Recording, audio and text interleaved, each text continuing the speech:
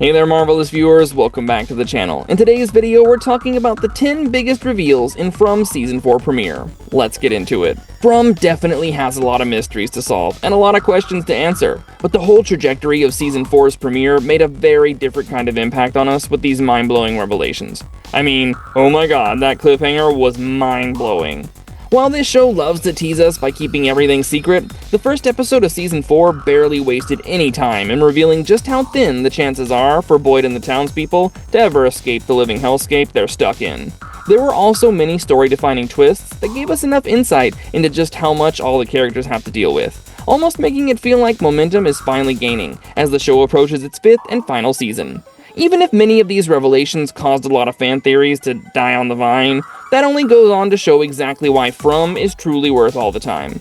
Having said that, as the season has actively started taking small steps toward the bigger picture of this mysterious town, let's discuss the biggest revelations in the premiere of From Season 4. Go down. No, listen to me. I need to change the story, Dad, please. The man in the yellow suit appears to be the voice Jim heard in Season 1. Do you guys remember how in Season 1, Jim ended up building a radio tower after a lot of obstacles? When he finally got the tower to work, Jim was able to get a response. But when the voice on the other end addressed him by his name, Jim was naturally shocked. What was even more terrifying was that the creepy voice told him that his wife Tabitha should not be digging the hole, prompting Jim to immediately run off. Now, more recently, at the end of Season 3, when Jim was reeling from the revelation that Tabitha and Jade are reincarnations of Miranda and Christopher across multiple lives, he's suddenly interrupted by a screaming Julie. However, she suddenly had much shorter hair and was covered in blood. She then asked Jim to run because she needed to change the story. But before her father could react, an old man appeared in a yellow suit. As Jim asked his daughter to run, the man approaches him and says that this did not have to happen, but knowledge comes at a cost. He then grabs Jim by the throat and tells him that his wife should not have dug the hole, thus echoing the same voice that Jim heard on the radio back in Season 1. Just like that, before Jim could respond, the man in yellow rips his throat out, leaving Julie absolutely horrified. That unsettling repetition of the same sentence strongly implies that the man in yellow was connected to Jim's radio contact all along. Julie is confirmed to be a story walker. Of course, we were already clued in during Season 3 about Julie's destiny to become a story walker, but the premiere of the latest season confirmed all our doubts, as Julie ran into the woods just so she could find her father and change the story before the man in yellow killed Jim. Now, what stood out was how she wore very different clothes and had shorter hair. Plus, the man in yellow directly asks, "When did you come from this time?" which is a huge clue in itself. But after failing to save her father, Julie vanishes into thin air, and just moments later, we meet her back in the town while she's looking just like herself. She also seemed to have no idea that Jim had just died, which in itself is a contrast, thus making it clear that something is going on with her. Naturally, I do not have an answer to what is up with her, but now that I think about it, what Ethan called story walking is probably not just some abstract ability, but essentially a form of time travel in this world. Julie seems to be time traveling from the future, and that's probably why she looks so different in the scene where we see Jim die. That's further confirmed when the man in yellow asks her when she came from this time, thus confirming that Julie can move across different points in the story, even if the show still hasn't fully explained the limits of that ability. Someday, maybe the good guys actually win. Boyd is losing hope. Boyd's perseverance has been the backbone of what holds the town together against all odds. But we know that the monsters of the town have doubled down on him to break his will, and from Season 4's premiere, it seemed likely that they've succeeded, as we see Boyd count bullets before asking Kenny how many people were living in town. But he comes up short when Kenny mentions that there are 47 of them remaining.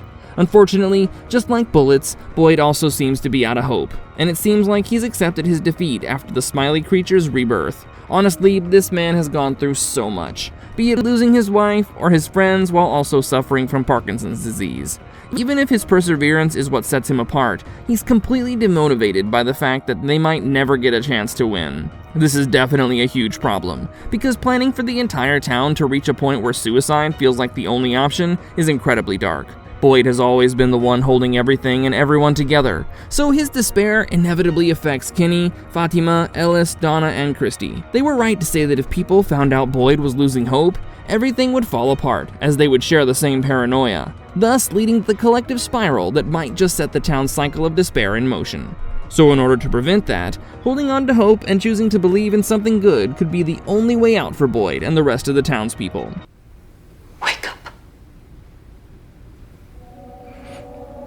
Sophia is the man in yellow. Well, the season 4 premiere brought in another new arrival, but she quickly proved to be far from ordinary.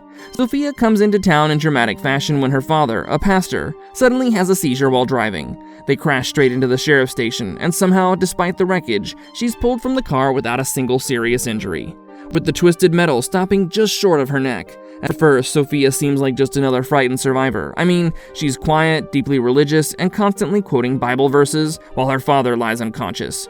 Who would even suspect the teenage girl? Nothing about her immediately stands out in a place already filled with strange people and stranger events.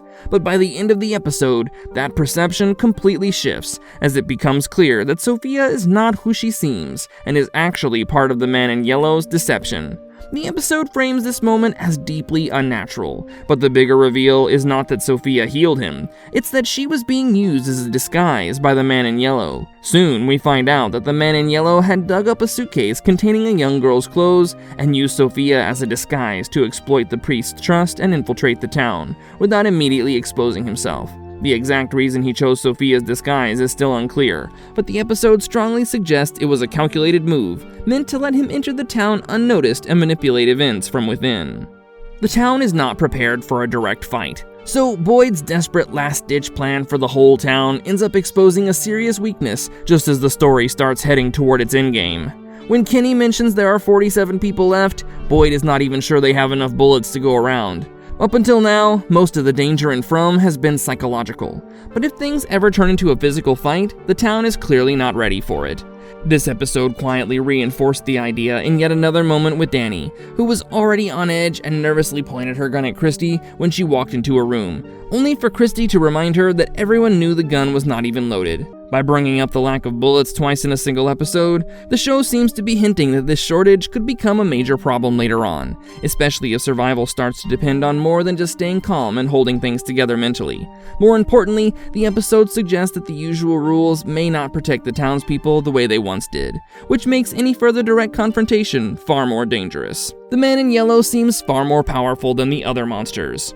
There have been plenty of theories about who the man in yellow really is and how he's connected to the town, but the season 4 premiere brings us a lot closer to an answer. By showing him infiltrate the town and take on Sophia's identity, the episode finally gives a clearer look at what he's capable of. It's not just that he can shapeshift, he also seems capable of manipulating people physically and psychologically in ways the other creatures cannot. As Sophia, he appears to manipulate the priest and use him as part of a larger plan to enter the town unnoticed. Not only that, this man in yellow seems to be unlike anyone or anything the townspeople have dealt with before, because unlike the other monsters, he can walk around in broad daylight, which instantly makes him far more dangerous. Whoever he is, this man does not seem to be bound by any limits, meaning that the rules that have kept the townspeople safe and alive with the talismans, the locked doors, and the nighttime patterns might not matter anymore, as the threat is no longer contained and is pretty much walking among them.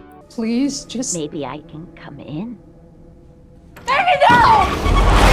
The show is strongly linking supernatural events to seizures, so Julie's new ability to story walk comes with a disturbing side effect, because every time she enters the ruins, her body in the present has a seizure. But she's not the only one this has happened to. In the first episode of season 4, Marielle points out that Sophia's father, the priest, also suffered what looked like a seizure, though something about it didn't feel entirely medical. When she talks to Boyd, she connects it to other strange cases. She even mentions seeing Elgin having a sudden, unexplained seizure on her first day, and notes how it's apparently not that unusual in the town. Boyd also backs that up by recalling that Ethan had one on his very first night, and Sarah experienced one at the diner, although he admits those did not look quite the same.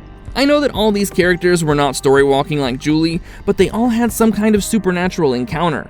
Elgin and Sarah were both influenced by a mysterious force trying to manipulate them, while Ethan woke up describing something called the Lake of Tears.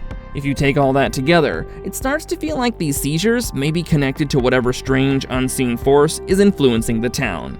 The exact experience may differ from person to person, but the pattern is hard to ignore. The premiere adds stronger biblical and religious imagery.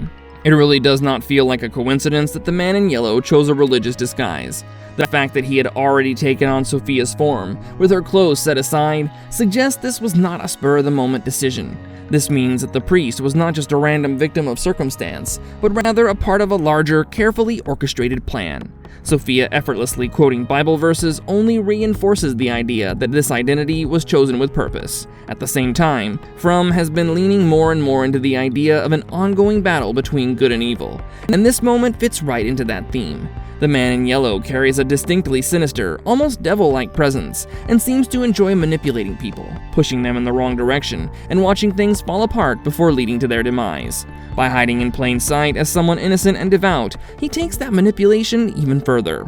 It's not just about power anymore, it's about deception, control, and quietly leading people astray without them ever realizing who they're really dealing with. Apart from that, we also see Tabitha, Julie, and Ethan go through what feels like a classic haunting in their home, which is something you would usually associate with demons, possession, or an exorcism.